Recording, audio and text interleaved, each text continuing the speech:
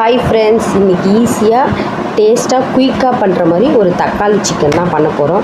நான் ஒரு 1/2 kilo chicken எடுத்துருக்கேன். அது நல்லா கழுவிட்டு ஒரு பாத்திரத்தில் மாற்றிக்கலாம். ஏன்னா 1/2 கிலோ சிக்கனுக்கு தேவையான மசாலா தான் நான் இப்போ போட்டிருக்கேன்.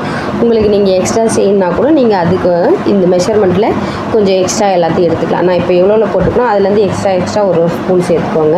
பார்த்திங்கன்னா நல்லா வாஷ் பண்ண சிக்கனை மாற்றிட்டோமா, அதில் 1 ஸ்பூன் மஞ்சள் தூள், 2 ஸ்பூன் தனியாத்தூள், 1 ஸ்பூன் சின்ன ஸ்பூனில் garam masala, 1 spoon Kashmir chilli powder, 1 spoon வீட்டில் அரைச்ச மிளகாய் பொடி, அதுக்கப்புறம் பார்த்திங்கன்னா 1 ஸ்பூன் இஞ்சி பூண்டு பேஸ்ட்டு, எல்லாமே வீட்டில் அரைச்ச இஞ்சி பூண்டு பேஸ்ட் தான்.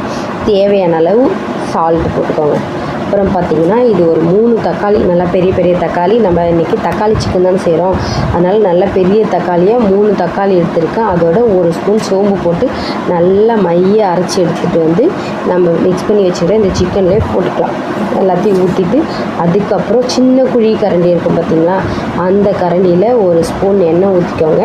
2 பச்சை மிளகாய், 1 கொத்து கருவேப்பிலை எல்லாத்தையும் போட்டு நல்லா மிக்ஸ் பண்ணி நம்ம கையாலே நல்லா எல்லாத்தையும் பிசைஞ்சு விட்டுக்கலாம். இந்த மசாலாலாம் அந்த சிக்கனோட நல்லா ஊறணும். அந்த மாதிரி பிசைஞ்சு விட்டுட்டு மிக்ஸி ஜாரை கழுவி கொஞ்சமாக தண்ணி ஊற்றிக்கோங்க. அந்த தண்ணி மட்டும்தான் நான் ஊற்றிருக்கேன், வேறு எந்த தண்ணியுமே சேர்க்கல. அப்படியே ஸ்டவ்வை பற்ற வச்சு ஸ்டவ்வில் தூக்கி வச்சுக்கலாம். நம்ம எந்த தாளிப்புமே கொடுக்க தேவையில்லை, அவ்வளோதான். பார்த்திங்கன்னா இது ஒரு 5லேருந்து 7 நிமிஷத்துக்கு நல்லா ஹை ஃப்ளேம்லேயே கொதிக்கட்டும். கொதித்து அந்த எண்ணெயெல்லாம் நல்லா ஓரம் பிரிஞ்சு வரும் பார்த்திங்களா. அதுக்கப்புறம் ஒரு 5 நிமிஷம் நீங்கள் ஸ்லோவில் வச்சுக்கோங்க. அதுக்கப்புறம் பார்த்திங்கன்னா நல்லா சிக்கன் நல்லா வெந்து நல்லா கமன்னு டேஸ்டியான ஈஸியான தக்காளி சிக்கன் ரெடி ஆயிடுச்சு. அவ்வளோதான், ஈஸியாக ஒரு 10-12 நிமிஷத்தில் சமைச்சிடலாம்.